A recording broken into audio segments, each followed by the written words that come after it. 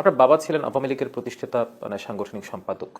আপনি বাবার দলে না গিয়ে জাতীয়তাবাদী দলে ভিড়লেন, মানে কি কারণে, মানে কোন দর্শন থেকে? আমি তো আসলে কোনো দলে ভিড়িনি, এই দল আমাকে ভিড়িয়ে দিয়েছে দলের সাথে।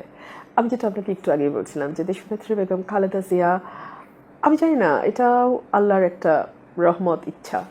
ওনার কেন যেন উনি আমাকে ভীষণ ভালোবাসতেন, ভীষণ আদর করতেন, এবং ওনার ছায়ায় দল করা এবং উনি অসুস্থ হয়ে যাওয়া, উনি আস্তে আস্তে নিষ্ক্রিয় হয়ে যাওয়া, সেই সময় দল করা পুরো ভিন্ন ব্যাপার ছিল আমার জন্য।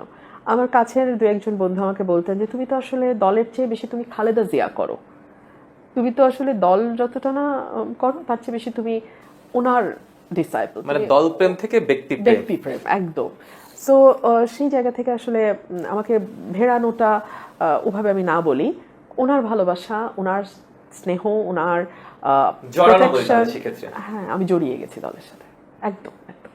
সেক্ষেত্রে মানে পরিবার তো আওয়ামী লীগের রাজনীতিতে সম্পৃক্ত ছিল, আপনার বাবা, সেক্ষেত্রে আপনি বিএনপিতে, এটা নিয়ে কখনো কোনো মানে মতবিমতের সুযোগ তৈরি হয়েছিল? হ্যাঁ নিশ্চয়ই, বাবা তো ছেড়ে দিয়েছে, পরে ন্যাপ ভাষা নিয়ে ন্যাপে গেছে, ন্যাপ তৈরি করেছে, তারপরে তার নিজের দল করেছে। সো সেটা অনেক আগেই, আওয়ামী লীগের সাথে খুব বেশি সময় বাবা ছিল না, সূচনা লগ্নে ছিল, তৈরি করে দেওয়ার সময় ছিল, এরপরে সরে গেছে।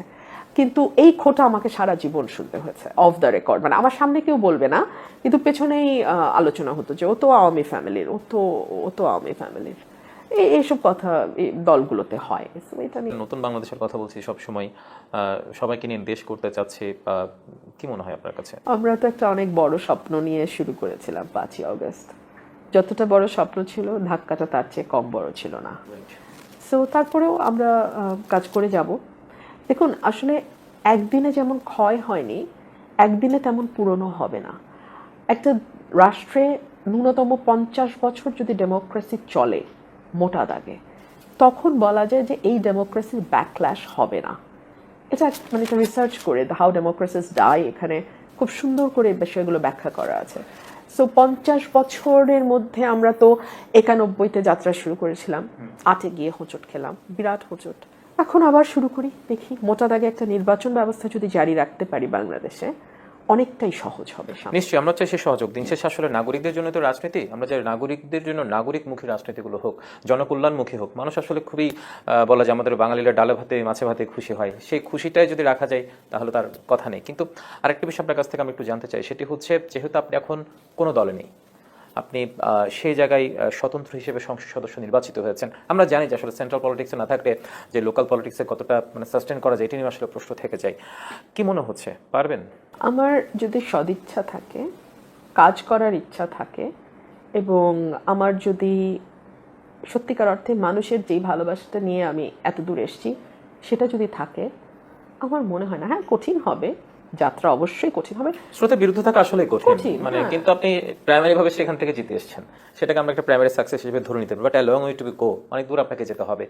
5 বছরের একটা যাত্রা যদি আমরা ধরে নিই কাগজে কলমে, সেই জায়গায় আপনি কতটা সাপোর্ট পাবে বলে মনে করছেন? আমি ধরে নিচ্ছি আমি শূন্য সাপোর্ট পাবো, এটা আমি ধরে নেই, তাহলে আমার ফাইট করাটা সহজ হবে। পারবেন কি ফাইট করতে?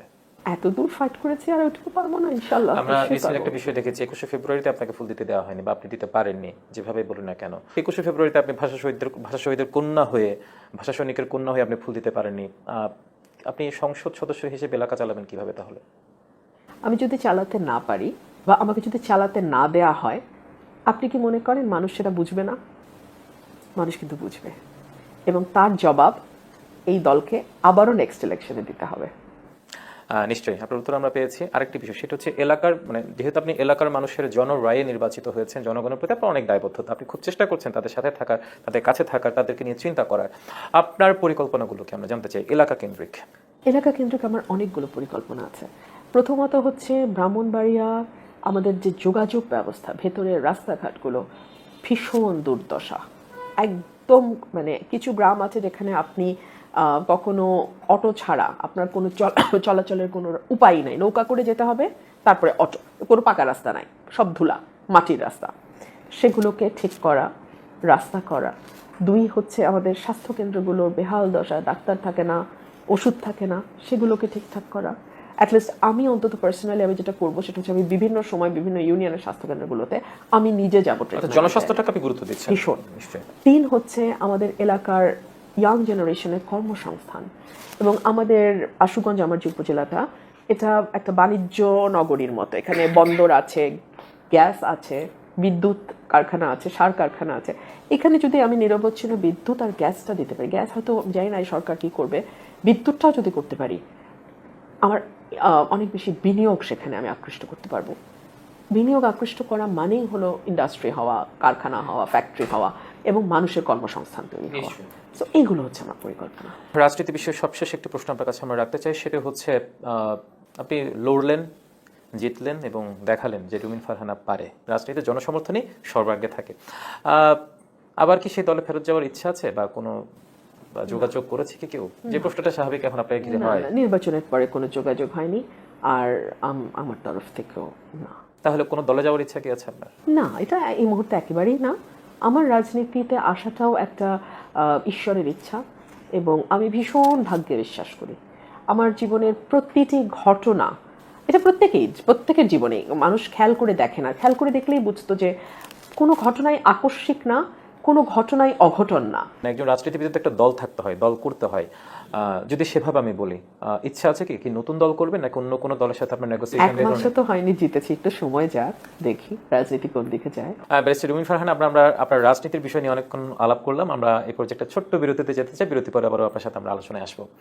দর্শক, তারুণ্যের রাজনীতি অনুষ্ঠানে একটি ছোট্ট বিরতি নিচ্ছে, কোথাও যাবেন না, আমরা ফিরছি একটু পরে। দর্শক, বিরতির পর আবারও স্বাগত জানাচ্ছি ঈদ উপলক্ষে ডিবিসি নিউজের বিশেষ আয়োজন তারুণ্যের রাজনীতি অনুষ্ঠান। আমাদের সাথে আছেন জননন্দিত মানুষ ব্যারিস্টার রুমিন ফারহানা। আপনাকে আবারও স্বাগত বিরতির পর। রুমিন ফারহানা, আমরা আপনার ছোটবেলা বড়বেলার ঈদের খবর জানলাম, রাজনীতির খবর জানলাম, অনেক কিছু জানলাম, অনেক কিছু জানালেন। আমরা এবার একটু আপনার ব্যক্তিগত জীবনের দিকে যেতে চাই, কারণ অনেকেরই আগ্রহ থাকে রাজনীতিবিদ, কারণ আপনাকে অনেক অনুসরণ করে মানুষ, অনেক ভক্ত থাকে, তাদের আসলে খুব ইচ্ছা থাকে মানুষটা কেমন, তার ব্যক্তি জীবনটা কেমন, তার দর্শনটা কেমন। সে দিক থেকে যদি বলতে চাই, আপনার ব্যক্তি দর্শনটা নিয়ে মানুষের একটা আগ্রহ আছে, জীবনটাকে আপনি কিভাবে দেখেন? আমার জীবন দর্শন, জীবন বোধ এবং আজকের আমি, এই পুরোটাই আমার বাবার হাতে তৈরি। কিরকম? উনি আমাকে কখনো পড়তে বসাতেন না, বা নিজে পড়তে বসিয়ে আমাকে শেখাবেন, এটাও উনি কখনো করতেন না। কিন্তু উনি কিছু কিছু কথা বারবার বারবার আমাকে বলতেন। একদম ছোট থেকে, আমার জ্ঞান হওয়ার পর থেকে কথাগুলো আমি খুব খুব রেগুলার বেসিসে শুনে বড় হয়েছি। ধরুন, কোনো একটা ব্যাপার নিয়ে আমার একটু মন খারাপ বা আমার চোখে পানি, উনি একদম পছন্দ করতেন না। উনি বলতেন, আমি ভীরু মেয়ে চাই না, আমি সাহসী মেয়ে চাই। ওনার এই লাইনটা আমার কানে এখনো বাজে। আমি এত শুনেছি আমার জীবনে এই কথাটা, যে আমি ভীরু মেয়ে চাই না, আমি সাহসী মেয়ে চাই। আরেকটি কথা বলতেন, আমি যখন খুব ছোট, ধরেন কোনো বাসায় গেলাম, খুব সুন্দর, আমি বললাম, বাবা ওরা না অনেক বড় লোক। এটা রাজনীতির একটা পার্ট, গণতান্ত্রিক সৌন্দর্য বলো নাকি এটাকে, বিষয়গুলোকে। যে বিষয়টা বলছিলাম যে বেগম খালেদা যে আপনার বাবাকে দেখতে এসেছিল, যদিও ভিন্ন মতের, ভিন্ন দলের ছিল, সবকিছু মিলিয়ে সেই পলিটিক্যাল বিউটিটা এখন মানে খুব রেয়ার, মানে খুব বিলুপ্ত প্রায় বলা যায়। সেই সংস্কৃতিটা এক দলকে আরেক দলকে সমবেদনা জানানো, বিগত 1.5 বছর আমরা যেটা দেখেছি, মব কালচারের কথা বলেন বা মব ভায়োলেন্সের কথা বলেন, সবকিছু মিলিয়ে কেমন লাগে? সেই সংস্কৃতিকে ফিরিয়ে আনা যাবে মনে হয়? আমার একটা বই বেরোচ্ছে এই বই মেলায় প্রথমা থেকে, আমার সংসদ জীবনের ওই দিনগুলোর কথা। সেখানে আমি একটা কথা লিখেছি যে 2 দলের মধ্যে গোপনে রাতের বেলা ব্যবসা হবে। 2 দলের নেতারাই, সাবেক মন্ত্রী, বর্তমান মন্ত্রী বা বড় পদধারী 2 দলই রাতের বেলা ক্লাবে বসে একসাথে বিজনেস ডিল করবে। কিন্তু এই ব্যাপারটা সকালের আলোতে কখনো আসবে না। এটা হচ্ছে রাজনীতির কদর্য একটা দিক, যেটা আমি দেখেছি। আব্বা কিন্তু সারা জীবন বিরোধী দল, সম্ভবত আমার ভাগ্য সেরকম, সারা জীবন বিরোধী দল, এবং এটা আমি মনে করি এটাই সঠিক। বাবা কিন্তু কম সমালোচনা করেননি দেশনেত্রী বেগম খালেদা জিয়ার। উনি যখন পাওয়ারে ছিলেন, 1 থেকে 6 বলুন কিংবা 91 থেকে 96 বলুন, কিন্তু তাতে তাদের ব্যক্তিগত সম্মান, শ্রদ্ধাবোধের জায়গায় কোনো ঘাটতি ছিল না। ধরুন, বঙ্গবন্ধু 72-এ যখন দেশ স্বাধীন হলো, তার কারাগারে যুদ্ধাপরাধের জন্য অনেক বড় বড় নেতাই ভেতরে ছিলেন। সবুর খান ছিলেন ফর এক্সাম্পল, আরও কয়েকজনের কথা আমি বলতে পারি। কিন্তু তাদের পরিবারের দেখভাল করা, তাদের দেখাশোনা বঙ্গবন্ধু করতেন। বা মৌলানা আব্দুল হামিদ খান ভাসানী যখন ন্যাপ তৈরি করলেন, বঙ্গবন্ধু কিন্তু হুজুরের কাছে আসতেন। হুজুর বলছি কারণ ওনাকে, ওনার অনুসারীরা সবাই হুজুর বলেন। তো মৌলানা আব্দুল হামিদ খান ভাসানীর কাছে আসতেন রাতের বেলা, যে হুজুর এখন কি করব, এখন কি করা উচিত। সো এই যে সৌহার্দ্য, এই যে সুন্দর সম্পর্ক, সেটা একেবারে নষ্ট হয়ে গেছে।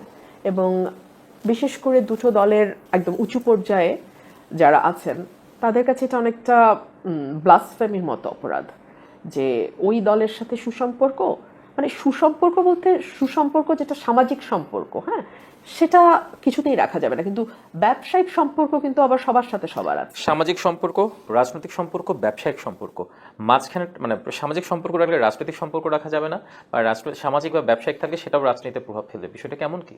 মানে বিষয়টা খুবই স্বার্থকেন্দ্রিক বিষয়, অর্থকেন্দ্রিক বিষয়। মানে আপনি রাতের বেলা বসে তার সঙ্গে ব্যবসায়িক লেনদেন করবেন ঠিকই অন্য দলের সাথে, কিন্তু আপনি তাকে ইফতারে দাওয়াত দিয়ে কুশল বিনিময় করতে পারবেন না। বিষয়টা হচ্ছে এরকম। কি মনে হয় সে সংস্কৃতির পরিবর্তন হবে? আমরা তো একটা বাবা বলতেন না মা, ওনারা ধনী লোক। এই যে বড় লোক আর ধনী লোকের পার্থক্য ছোটবেলা থেকে উনি আমার মাথার ভেতরে ঢুকিয়ে দিয়েছিলেন। উনি আমার মাথার ভেতরে ঢুকিয়ে দিয়েছিলেন প্লেন লিভিং হাই থিঙ্কিং, এই কথাটি, যে জীবন যাপন করবে খুব সাধারণ, কিন্তু তোমার চিন্তা হবে অসাধারণ, অনেক বেশি। তুমি যেইখানেই তুমি কাজ করো, যেই পেশাতেই তুমি থাকো, সেটাকে নিয়ে গভীরভাবে কাজ করা, সেই পেশায় সেই কাজে অবদান রাখা, এটা তুমি করবে, হাই থিঙ্কিংয়ে জীবনযাপন করবে। সো আমি জানি না সেটা কতটুকু আমি পেরেছি, কিন্তু আজকে আমি আপনি এটাকে ধরতে পারেন যে কাদামাটি দিয়ে আমার বাবা আমাকে তৈরি করে দিয়ে গেছেন। একদম, আসলে মানুষের ভেতরটা কাদামাটি হওয়াটাই শ্রেয় আমার মনে হয়। না কেন, হয়তো রাজনীতিকরণ অনেক সময় কঠোর হতে হয়, কর্কশ হতে হয়, কিন্তু ভেতরটা যদি কাদামাটি থাকে তাহলে মানুষের ভেতরে যাওয়া যায়। সেটা জনরাই সেই প্রত্যাশাটা আপনি পেয়েছেন নিশ্চয়ই। আরেকটি বিষয় আপনার কাছে জানতে চাই, সেটি হচ্ছে যে আপনি কিছুদিন আগে বলেছিলেন আপনার সামাজিক যোগাযোগ মাধ্যমে হয়তো একটু দেখেছি, সে অভিমান খুব দামি একটি শব্দ। নিশ্চয়ই, মানে অভিমান আসলে সবার উপর করা যায় না। এমন অভিমান করার মানুষ কি এসেছে কখনো? না, আমার জীবনে আমার ম্যাক্সিমাম অভিমান আমার বাবার সাথেই হতো। মার সাথে অভিমান করে লাভ নাই, উল্টো আরো বকা খাবো। সো আমার জীবনে অভিমান বাবার সাথেই। না, এরপরে এত দামি মানুষ আমার জীবনে আসলে যে অভিমান শব্দটা যাবে, বিরক্তি এসছে, রাগ হয়েছে, অনেক সময় মনে হয়েছে যে যা ভেবেছি এ তো তা না। মানে মানুষ হিসেবে ওনার সেই মানুষটি যে স্ট্যান্ডার্ড আমি মনে মনে সেট করেছি ওটার থেকে নিচে চলে গেছে সে। কিন্তু অভিমানের মতন এত দামি এবং এত অসাধারণ একটা অনুভূতি, এটা কারোর সাথে এখনো শেয়ার করার সুযোগ হয়নি। না, অভিমান আর কারোর সাথে না, একদম না। নিশ্চয়ই সেই দামি শব্দ দামি জায়গাতেই রেখে দিয়েছেন, খুব সযত্নে। আমরাও চাই সেটা ওভাবেই থাকুক। আরেকটি বিষয়, সেটা হচ্ছে রাজনীতিতে আপনি একলা চলনীতিতে এগিয়েছেন। যখন বিএনপি ক্ষমতায় ছিল না তখন আপনি সংসদে একা কথা বলেছেন। এখন আপনি বিএনপি থেকে বিচ্যুত হয়ে একা আপনি সংসদ সদস্য হলেন। ব্যক্তি জীবনেও আপনি একলা চলনীতি থেকে হাঁটছেন নাকি? এখন দেখুন, যেখানে আপনার সাথে অ্যাডজাস্টমেন্ট হচ্ছে না সেখানে আসলে শক্তি ক্ষয় করা মানে কিন্তু আপনার জীবনের যেই সময়টা, যেই শক্তিটা, যে সঞ্চয়টা, সেটার অপচয় করা। সো আমি শক্তি ক্ষয় করতে রাজি না। ছোট জীবন, অনেক কাজ। আমি মনে করি যে যেখানে আমার বনছে না, সেটা মানুষ হতে পারে, সেটা পরিবারের সদস্য হতে পারে, সেটা দল হতে পারে, সেটা যেই ক্ষেত্রেই হোক না কেন, আমি শক্তি ক্ষয় বিশ্বাস করি না। মানুষের জন্য, দেশের জন্য কাজ করতে চান সবসময়। একদম একদম। এবং মানুষ মানে কি, একেবারে সাধারণ মানুষ। আমি একেবারে গ্রামে, প্রত্যন্ত গ্রামে ঘুরে ঘুরে আমি দেখেছি, আমরা যারা স্যুটকোট পরে শহরে ঘোরাফেরা করি, দু কলম বিদ্যে আছে পেটে, তার চেয়ে অনেক বেশি সৎ, অনেক বেশি ভালো ওই মানুষটা যে উদয় অস্ত পরিশ্রম করে তার পরিবারটা চালায়। আমি ওর মধ্যে সেই সততা, সেই মনুষ্যত্ব দেখেছি, যেটা হয়তো আমি স্যুটকোট টাই পরা মানুষের মধ্যে পাইনি। ওই মানুষগুলোর জন্য করতে চাই।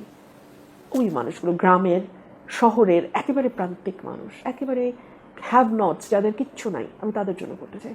নিশ্চয়ই আপনি মানুষের সাথে আছেন, মানুষের রাজনীতি করেন, মানুষকে নিয়ে সাথে থাকবেন, সে প্রত্যাশা আমাদেরও থাকবে। আমরা একটু আপনার প্রিয় শখ কি রুমিন ফারহানার? আমি পাখি পালি, আমার হাঁস মুরগিও আছে। হ্যাঁ, আপনার প্রিয় প্রতীক হাসি ছিল, কিন্তু হাঁস পড়ে দেখেছিলাম আমরা, হাসি অনেকগুলো ভিডিও দেখেছি নিশ্চয়ই। বাসায় কি হাঁস আছে নাকি না? আছে, এলিফ্যান্ট রোডেও আছে, গ্রামে তো অনেক আছে, এলিফ্যান্ট রোডেও আছে একটা। আর প্রিয় বই কার আপনার? আমার প্রিয় বই, ভীষণ মনে দাগ কাটা বই হচ্ছে প্রথম আলো। প্রথম আলো সুনীলের, পূর্ব পশ্চিম সেটাও সুনীলের। আর ছোটবেলা আমি প্রচুর বই পড়তাম, মানে পূর্ব পশ্চিম পড়লে তো আমাদের এখানকার ইতিহাস, এবং সেখানে আমার বাবার রেফারেন্স আছে, কলিয়া সাহেবের নাম আছে। সো এটা আমি প্রথমবার পড়ে ধরা পড়েনি। আমি এগুলো বই আমি পড়েছি একদম ছোটবেলা পড়তে হয়েছে আমাকে এই কারণে যে আমার তো কোনো সঙ্গী নাই, মা অফিসে চলে যান, বাবা তার কাজে ব্যস্ত, আমি কি করবো? আমার বাসায় প্রচুর বই ছিল, প্রচুর বই। এখন আমাদের একটা ঘর আছে আলাদা শুধু বই। আমার অনেকে ড্রয়িং রুমে বই সাজায় না, বইটা আসলে আমাদের কাছে ঠিক সাজানোর জিনিস না। আমাদের একটা আলাদা ঘর আছে, মানে বই আছে, অনেকগুলো বই নষ্ট হয়ে গেছে, প্রচুর বই পড়তাম। সো আমার আজকে অনেকে আমার লেখা দেখে ভাবেন যে আমি এই ভাষা কি করে, ওই ভাষাটাও ছোটবেলা থেকেই। শরৎচন্দ্র, বঙ্কিম, ইভেন বঙ্কিম ছোটবেলায় কঠিন ভাষা, রবীন্দ্রনাথ তো পড়াই হয়েছে একেবারে ছোটবেলা। এগুলো আমার প্রায় 9-10-এর মধ্যে আমার এই বইগুলো শেষ। নিশ্চয়ই, খুবই দারুণ। মানে এবং এগুলো আপনার জীবন দর্শনে কাজে লেগেছে নিশ্চয়ই। আরেকটি বিষয় হচ্ছে আরো অনেক কিছু শখ জানার বাকি রয়ে গেছে। প্রিয় খাবার কোনটা ব্যারিস্টার রুমিন ফারহানার? আমি ইটালিয়ান খাওয়া পছন্দ। সেজন্য পাস্তাটা পাস্তা, শিখেছিলেন। হ্যাঁ পাস্তা শিখেছি। যে একা থাকতে হতো, কষ্টে পড়ে শিখেছেন, সেটাকে জীবনের মানে প্রিয় খাবার বানিয়ে নিয়েছেন। প্রিয় ঋতু কোনটা? শীত আর বর্ষা। শীত আর বর্ষা। কেন বসন্ত নয়? বসন্ত তো ঋতুর আছে। এখন আপনার রাজনীতিতেও বসন্ত চলছে। না না না, বসন্ত না, বসন্ত তো সুন্দর বটে, কিন্তু শীতের একটা আলাদা বিষণ্ণতা আছে, শীতের সকালের একটা আলাদা পবিত্রতা আছে। এটা আসলে ধরুন শীতের সকালে যখন আপনি হাঁটবেন একটা শাল জড়িয়ে, আপনি দেখবেন যে প্রকৃতির মধ্যে, হ্যাঁ, এবং এক ধরনের পবিত্রতা এবং এক ধরনের চাপা আনন্দ, বলবো আনন্দ শব্দটাও একটু একটু ভারী হয়ে যায়। ওই বিষয়টা যেন আপনাকে তখন ব্যক্তি মানুষটাকে মানে সেটা আলিঙ্গন করে নেয়, একটা ঔজ্জ্বল্য আছে, এটা একটা আলাদা ঔজ্জ্বল্য আছে। আবার সন্ধ্যার দিকটা যখন সূর্য ডুবে ডুবে যায়, ওই সময়টার একটা আলাদা বিষণ্ণতা আছে। সো একটা ঋতুর সকালে এক রূপ, বিকালে এক রূপ, এটা খুব কম হয়। আর বর্ষা ভালো লাগে ঝমঝম করে যখন বৃষ্টি পড়ে, আই লাভ দ্যাট। বর্ষা খুব প্রিয় ঋতু, খুব সুন্দর। আর বসন্ত সুন্দর ঋতু। বসন্ত সুন্দর। জীবনে বসন্ত এসেছে? ওমা, বসন্ত আস্তে আস্তে তো কতটা সংখ্যা, 40-এর উপরে তো বসন্ত পার হয়ে গেল। না, সে বসন্ত আমরা সবাই জানি সবকিছু মিলে। তারপর তো অনেকে জিজ্ঞাসা থাকে যে জীবনে বসন্ত এলো কিনা, বন্ধু বান্ধবীরাও জিজ্ঞেস করে, হয় না অনেকে? 40-টার উপরে বসন্ত গেছে, আর কয়টা চাঁদ বলেন, আর কয়টা আছে ঈশ্বর জানেন। আপনি এমন বসন্তেই থাকুন, এমন চিরসবুজেই থাকুন। আমরা চাই ব্যারিস্টার রুমিন ফারহানা সবসময় বসন্ত নিয়ে বিরাজমান থাকুক, প্রিয় ঋতু শীত বা বর্ষা যাই হোক না কেন। সবশেষ প্রশ্ন, ব্যারিস্টার রুমিন ফারহানা, মানুষের জন্য, দেশের জন্য কাজ করে যাচ্ছেন, যাবেন বলেছেন, সবকিছু মিলে ব্যারিস্টার রুমিন ফারহানা সংসদে কাদের হয়ে কথা বলবেন, কি নিয়ে কথা বলবেন, সংসদে আপনার ভূমিকা কি হবে? আমি গত 3.5 বছর আওয়ামী লীগের সময়, আপনি লক্ষ্য করে দেখবেন আমার বক্তৃতাগুলো খুব দলীয় বক্তৃতা আমার কোনোটাই ছিল না, সবই কিন্তু দেশের সমস্যা, মানুষের সমস্যা নিয়েছিল।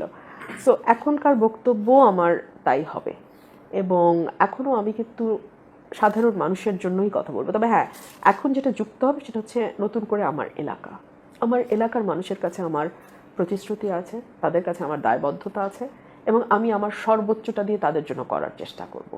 আর এই ক্ষেত্রে যদি সরকার বাধা হয়ে দাঁড়ায়, তার জবাবও আমি বিশ্বাস করি মানুষ ব্যালটেই দেবে। নিশ্চয়ই। আজকের এই যে ব্যারিস্টার রুমিন ফারহানা, ভবিষ্যতে সে ব্যারিস্টার রুমিন ফারহানাকে কি হিসেবে দেখতে চান, কোথায় দেখতে চান? আমি নিয়তিবাদী মানুষ। আমি আমি যেটা করতে পারি সেটা হচ্ছে আমি ঈশ্বরের কাছে চাইতে পারি, কিন্তু আমি কোনো গোল সেট করতে পারি না। বিকজ আমি দেখেছি জীবনে আপনি যে পরিকল্পনাটা করবেন। আমরা রাজনীতিতে ফেরত আসি। কার আদর্শে অনুপ্রাণিত হয়ে আপনি এই রাজনীতিতে এলেন? আমি রাজনীতিতে এসেছি একেবারেই ভাগ্যের হাত ধরে। কারণ আমি যখন জন্ম হলো আমার নানা খুব খুশি হয়ে গেল যে ভাগ্যিস মেয়ে হয়েছে, ছেলে হলে তো ঠিকই রাজনীতি করতো। সো উনি যতটুকু মিষ্টি বিলাতেন তার দ্বিগুণ মিষ্টি বিলালেন, যে যাক মেয়ে হয়েছে নিশ্চিন্ত। তো বাবাও চেয়েছিলেন আমি বড় হয়ে শিক্ষকতা করি, ঢাকা বিশ্ববিদ্যালয়ে জয়েন করি। আমি সায়েন্স ব্যাকগ্রাউন্ডের ছিলাম, সো বাবা চেয়েছিলেন যে আমি আমার চাচাদের মতো, আমার দুজন চাচা বিশ্ববিদ্যালয়ের শিক্ষক, চেয়েছিলেন যে আমি সেই পথে যাই। আমি যেদিন ল পড়ব ঘোষণা দিলাম, উনি একটু মনক্ষুণ্ণ হলেন। কিন্তু আমাদের পরিবারের একটা রেওয়াজ হচ্ছে ব্যক্তি স্বাধীনতার উপরে কেউ কথা বলবে না, ওর ইচ্ছে ও ল পড়বে, ও পড়বে, আমরা ওকে চেষ্টা করব ফ্যাসিলিটেট করার, কিন্তু ওকে বাধা দেয়া, আমার ইচ্ছে ওর উপর চাপিয়ে দেয়া, এটা আমাদের পরিবারের রীতিই না। সো আমি ল পড়লাম, আমি বার করলাম, তারপরে বাবার ইচ্ছা ছিল আমি বিচারপতি হই। বুঝতেই পারছেন, ওনার চাওয়াটা একেবারেই অন্যরকম ছিল। কিন্তু আমার তো ল পড়ার পেছনে কারণ হচ্ছে আমি রাজনীতি করব। আমি উপমহাদেশের ইতিহাস ঘেটে দেখেছি যে বড় বড় রাজনীতিবিদরা সকলেই লয়ার ছিলেন, এমনকি আমাদের সোহরাওয়ার্দী থেকে শুরু করে একে ফজলুল হক থেকে সবাই লয়ার। সে কারণে আমার এই পেশায় আসা। এবং এরপরে আসলে বাবার মৃত্যুর পরে একদিন হঠাৎ দেখলাম 2013 সালে, তখন দেশনেত্রী বেগম খালেদা জিয়া বিএনপির চেয়ারম্যান হিসেবে দায়িত্ব পালন করছেন, তিনি ফরেন অ্যাফেয়ার্স কমিটিতে আমার নাম দিলেন, 10 জনের একটা committee. So I was shocked, surprised, and আমি আসলে বুঝতেই পারছিলাম না যে হোয়াট টু ডু। নামটা কিভাবে গেল, মানে কোনো আমি সত্যি জানি না, আমি জানি না। ও, দেশনেত্রী বেগম খালেদা জিয়া আমার বাসায় এসেছেন, আমার বাবাকে দেখেছেন, তখন উনি আমাকে দেখেছেন। তারপরে আমার বাবা যখন মারা যান তখন উনি বাবাকে দেখতে, মানে বাবার লাশ যখন সমরিতায়, উনি সমরিতায় গেছেন, সো উনি আমাকে দেখেছেন। কিন্তু দেখে যে উনি আমাকে এত পছন্দ করেছেন এবং ওনার দলে এত দায়িত্বশীল পদে উনি আমাকে দিয়েছেন, আমি খুব অবাক হয়েছি, খুব অবাক।